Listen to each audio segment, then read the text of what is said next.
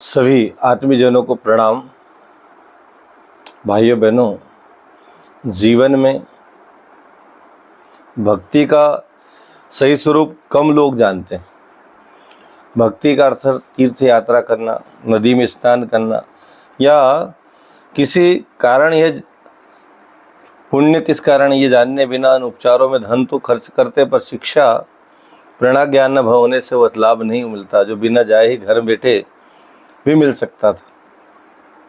एक गांव में एक बुढ़िया रहती थी। उसने तीर्थ यात्रा के लिए धन इकट्ठा किया, कुछ पैसा जमा कर रखे थे। जब जाने का समय आया तो पता चला पड़ोस के परिवार में धन अभाव के कारण उनके पुत्र की चिकित्सा नहीं हो पा रही, इलाज नहीं हो पा रहा। पड़ोस में कोई दुखी है, परेशान है, हताश है और उसके इलाज के लिए उसके पास पैसे नहीं है। तो उस बुढ़िया माता ने सोचा कि इसका इलाज कराना चाहिए,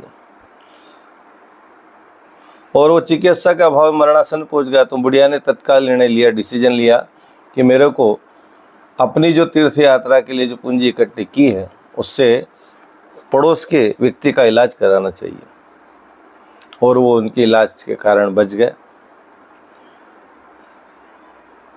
बुढ़िया ने धीरे धीरे धन और इकट्ठा करना शुरू कर दिया। तीर्थ यात्रा की पूरी तैयारी जब चलने को ही थी कि एक अकाल पीड़ित परिवार सामने आकर खड़ा हो गया। उसने अपना सारा धन उससे दे दिया, स्वयं फिर चक्की चलाकर आजीविका उपार्जन करने लगी।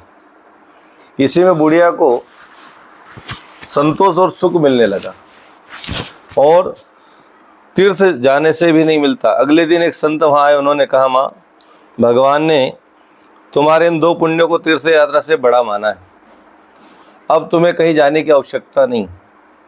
तो श्रद्धालु भाइयों और बहनों, परमात्मा ही सच्चा, परमार्थ ही सच्चा तीर्थ है या तीर्थ स्नान है। आज मानवता करा रही है, मानवता पीड़ित है, मानवता दुखी है। हमारे अड़ोस में, हमारे पड़ोस में, हमारे गांव में, हमारे समाज में कहीं पर ऐसे लोग जिन्हें 2 टाइम का भोजन भी उपलब्ध नहीं, और शिक्षा हो नहीं पा रही, स्वास्थ्य के लिए, इलाज के लिए पैसे नहीं हैं, और हम तीर्थ यात्रा घूमें। हम ये नहीं कह रहे तीर्थ यात्रा जाना बुरा है, लेकिन तीर्थ यात्रा का सच्चा मर्म यह है कि हमारे अड़ोस में, हमारे पड़ोस में, हमारे मिलने वाले, जुलने वाले, उनका भी हम ध्यान रखें। हमारा सच्चा तीर्थ क्या हो सकता है? सच्चा तीर्थ हमारे भावों में है। हमारे किए कार्य परमात्मा किस रूप में आकलन करता है। ये नहीं देखता तुमने गंगा में कितने डुबकी लगा ली, ये नहीं देखता तुम नर्मदा में कितने डुबकी लगा ली, ये भी नहीं देखता है कि तुम 12 ज्योतिर्लिंग हुआए, या ये भी नहीं देखता तुम 4 धाम हुआए। वो तो ये देख रहा है उन 4 धामों में जाने से, तीर्थ यात्राओं में जाने से, गंगा स्नान से, नर्मदा स्नान से जो पुण्य मिल सकता था, यदि वही कार्य हम अपने आसपास कर लें तो हमें तीर्थ स्नान का पूरा पूरा वो लाभ मिल सकता है। तीर्थ क्यों और कैसे करें? युग ऋषि कहते हैं, तीर्थ जाने का उद्देश्य क्या है? जिस तीर्थ हम जा रहे हैं, क्या हमारी मनोवृत्ति उस स्तर की बनी? जिस भगवान को हम मानते, जिस भगवान के तीर्थ में हम जा रहे हैं, क्या हमारे अंदर ऐसी प्रेरणा जागी कि अयोध्या जाकर भगवान राम की मर्यादा हमारे जीवन में आने लगी? भगवान कृष्ण की मथुरा जाकर क्या हमारे अंदर ऐसा ही संघर्ष उभरा? गीता का ज्ञान उपजा? कुंभों में गए हम, कुंभ पर्वों में जो संत महात्मा सिद्ध साधक जो रहे थे, क्या हमारे अंदर तप करने की भावना जागी? केवल दर्शन करके ही पर्याप्त मान लें? साधना छोटी भले हो, लेकिन जीवन को संवारने के लिए पर्याप्त होती। तो क्या ऐसे भाव तीर्थों से उभरे, तब जाकर हमारा तीर्थ जाना, तीर्थ में नहाना दोनों सार्थक हो जाएगा। नहीं तो अड़ोस में, पड़ोस में लोग परेशान हैं, दुखी है, हताश है, उनको समय पे भोजन नहीं मिल रहा है, समय पे इलाज नहीं मिल रहा है, और हम तीर्थ यात्राएं घूमते रहें तो हमारा तीर्थ जाना बेकार होता चला जाएगा। हम तीर्थ यात्रा की विरोधी नहीं, पर कम से कम इस बात का भी तो ध्यान रखें कि हम क्या वास्तव में सच्चा तीर्थ कर रहे हैं।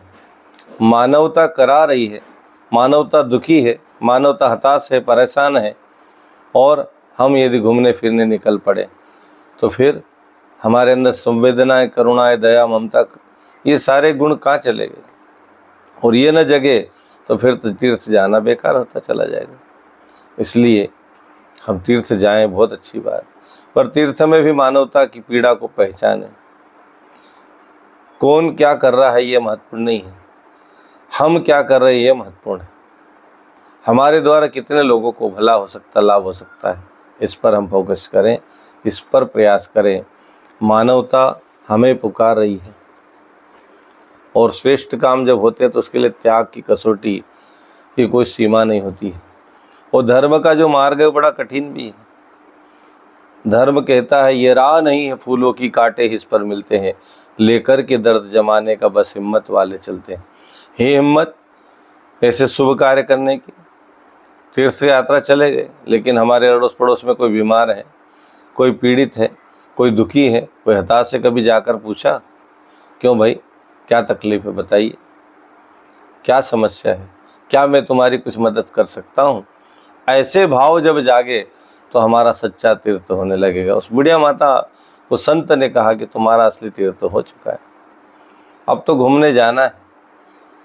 वास्तविक तीर्थ यह है कि जीवन में हमारे अंदर दया, ममता, करुणा, वात्सल्य, प्रेम, आत्मीयता का विस्तार हो जाए। नहीं तो तीर्थ में जाकर भी वहाँ लोग लड़े झगड़े करते हैं, बसों में जाते तो वहीं लड़ाते रहते हैं, तो फिर तीर्थ जाना बेकार हो जाएगा। मानवता के लिए मानव का क्या कर्तव्य हो जाए, इसका बोध यदि हो जाए तो तीर्थ है। तीर्थ में जाकर यदि आपके अंदर कहीं ना कहीं वैराग्य जाग जाए कि सब कुछ नश्वर है, तो इस मानव जीवन का हम श्रेष्ठतम सदुपयोग करें। ये तो सब नष्ट होना ही, शरीर भी नष्ट होना, धन तो छोड़ो, सब नष्ट होगा। तो उसके पहले हम क्या कर पाए, क्या बेहतर इस शरीर का उपयोग कर पाए, इस पर हमें चिंतन और मनन और विचार करना चाहिए। और सच्चा तीर्थ ये है कि मानवता की पीड़ा में, मानवता की लाचारी में, मानवता के दुख में हम काम आ सके, हमारा कुछ लग पाए, तन से, मन से, धन से, साधन से, जैसे भी सुविधा से हम यदि सहयोग कर पाते हैं तो हमारा सच्चा तीर्थ घर पर ही हो जाएगा। हम ये नहीं कहते तीर्थों में नहीं जाना चाहिए, दिव्य महान मानवों ने वहाँ पर तप किया है, उनके देव स्थानों का दर्शन होना चाहिए। लेकिन तीर्थ केवल वहाँ तक सीमित न हो कि हम गए, मेले ठेले में घूम आए, फोटो ले आए, फोटो खिंचा आए। नहीं, जीवन को बदलने का क्या संकल्प हम लेकर आए कि साहब हम तीर्थ में गए तो हमारे अंदर ऐसा संकल्प जागा।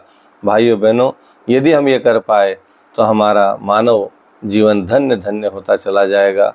आप सभी हमारे YouTube चैनल से जुड़े, लाइक करें, शेयर करें, सब्सक्राइब करें, ताकि निरंतर आने वाली ज्ञान चर्चाओं में हम आप सभी साथ में जुड़ पाएँ। ओम शांति।